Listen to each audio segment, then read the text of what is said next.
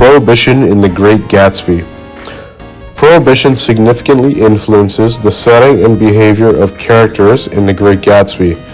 The 1920 ratification of the 18th Amendment made it illegal to produce, sell, or transport alcohol within the country. Despite this, the characters in the book consume excessive amounts of alcohol in frequent luxurious gatherings where alcohol is freely available. Some examples of this are where it's alluded at the parties that Jay Gatsby might or could be a bootlegger, which turns out to mostly be true, where he was sneaking around and making these secret phone calls. And another example is where he just showed his identification to the local authority and they let him go even though he is going a clique in the city.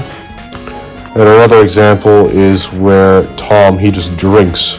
Tom's just the drinker all day, all night, drink. And then he gets real mad, but he can, because, he's good at polo. But some more.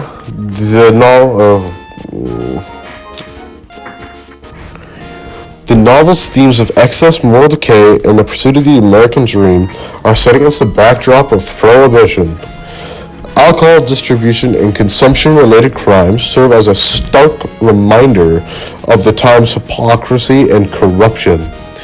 Jay Gatsby, the mysterious protagonist, accumulates his wealth through bootlegging, which is an illicit business that involves the distribution and sale of alcohol.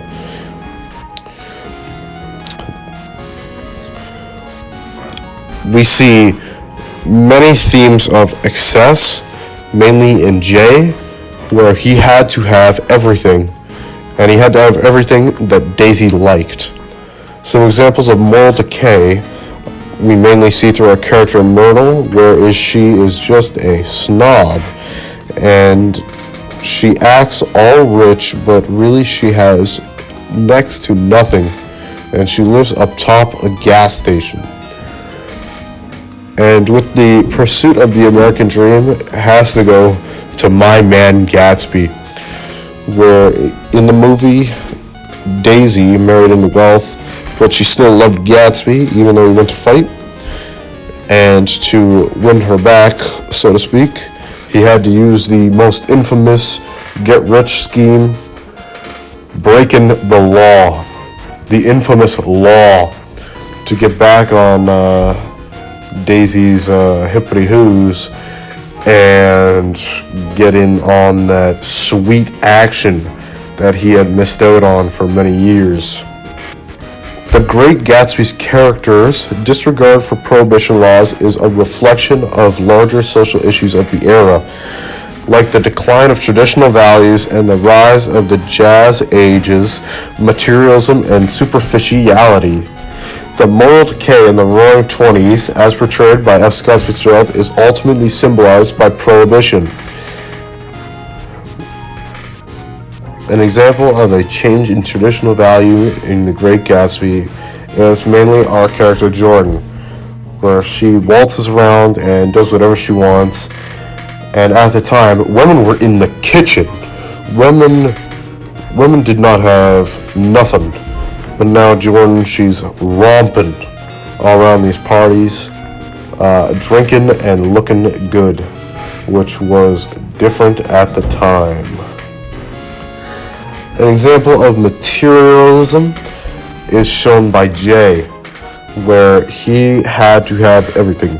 He had the parties, he had the drinks, he had the girls, he had the singers, he had the bands, he had the fireworks, he had the brothers that were tapping his shoulder, telling him that little something was going on, and he had some business to attend to because he was a busy man. He was in the bootlegging business, ladies and gentlemen. He had something to hide, and Tom found it out.